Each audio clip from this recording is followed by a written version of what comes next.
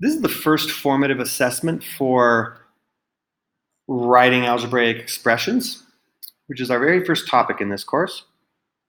And in this video, I'm going to just demonstrate my solution to the first 3 questions, and I'll make another video for the 4th. But in this very first problem, it's asking us to write a single variable algebraic expression.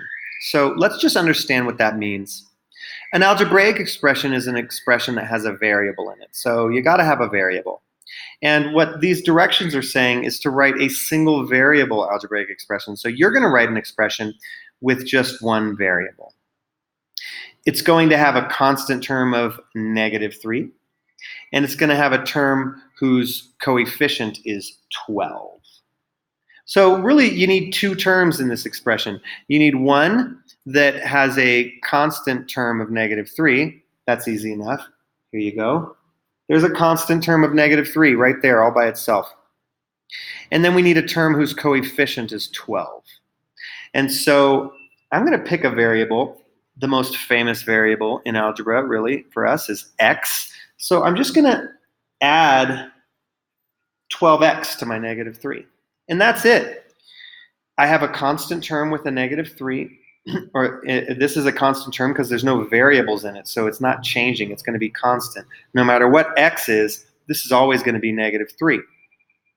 And here, you have to remember that the coefficient is the number that multiplies a variable or a variable expression. So here I'm just doing 12 times x. And the 12 is the coefficient and the x is the variable.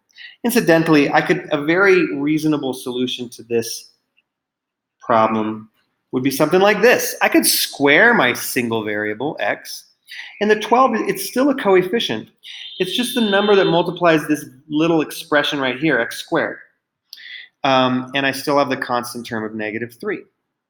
Okay?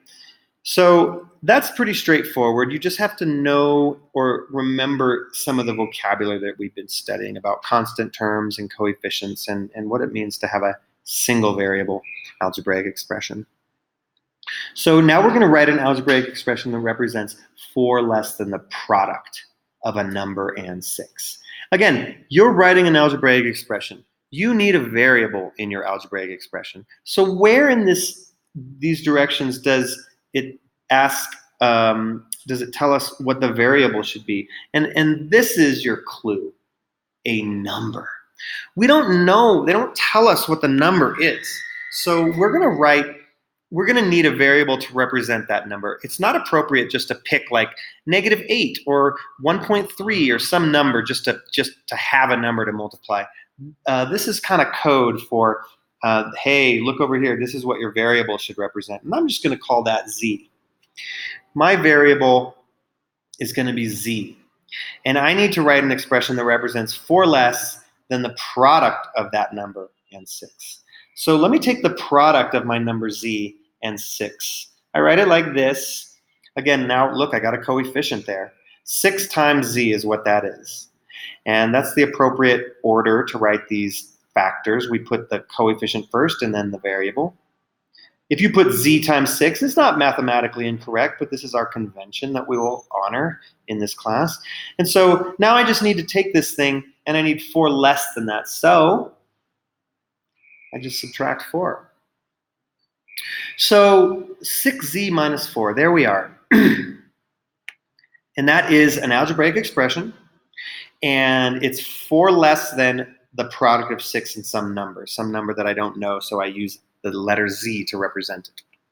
And then the last problem I'm going to work in this video right here is a little more challenging. Imagine you divide a stick into 2 pieces, and one piece is 14.5 centimeters. We have 2 things that we need to do. We need to define a variable and then use it to write an algebraic expression that represents the length of the other piece. So one common misconception about this problem is that somehow I'm dividing this stick evenly into 2 even length pieces. And you would just say, well, the other length has got to be 14.5 centimeters. Not true. I'm going to take this stick, represent it with this line segment right here, and I'm going to divide it somewhere, like right here. They don't have to be even. There's nothing in the problem description that says that these two pieces of my stick have the same length, but I'll label this one as being 14.5 centimeters.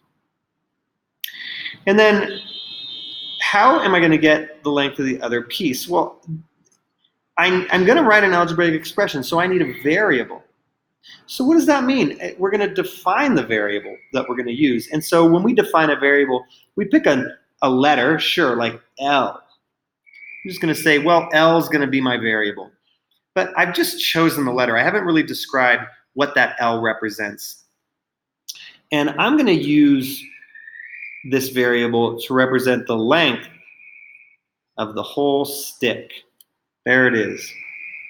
Really, I kind of describe the meaning of my variable in this diagram, but it's appropriate to write an expression like, let L be the length of the whole stick.